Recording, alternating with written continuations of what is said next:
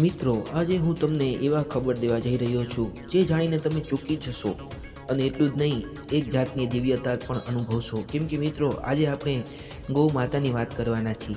હા મિત્રો, ગાય માતા જેની અંદર 33 કરોડ દેવતાઓનો નિવાસ થાય છે. અને મિત્રો એટલું જ નહીં, એક ગાય માતા છે જે એક મંદિરની અંદર રોજ સવારે દર્શન કરવા નિયમિત રીતે આવી જાય છે. એટલું જ નહીં મિત્રો, તેના માટે તો ખાસ વ્યવસ્થા પણ ઊભી કરવામાં આવી છે.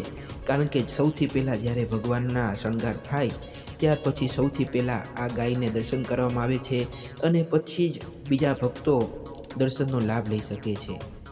અને મિત્રો, જુદા જુદા સ્થળેથી દેશ વિદેશથી ભાવિ ભક્તો ખાસ આ ગાયને જ જોવા માટે આવે છે અને આ ગાયના દર્શન કરીને ધન્યતા અનુભવે છે.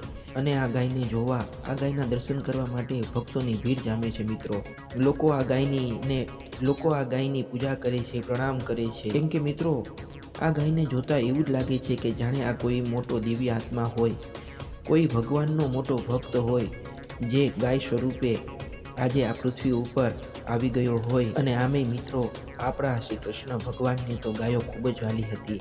તો આપણે પણ એકવાર કોમેન્ટમાં જય શ્રી કૃષ્ણ લખશું, એકવાર જય દ્વારિકાધીશ લખશું.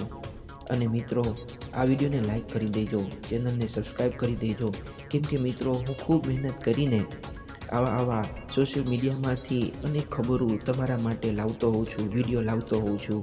તો મિત્રો, આપણે મળશું આવતા વિડીયોમાં.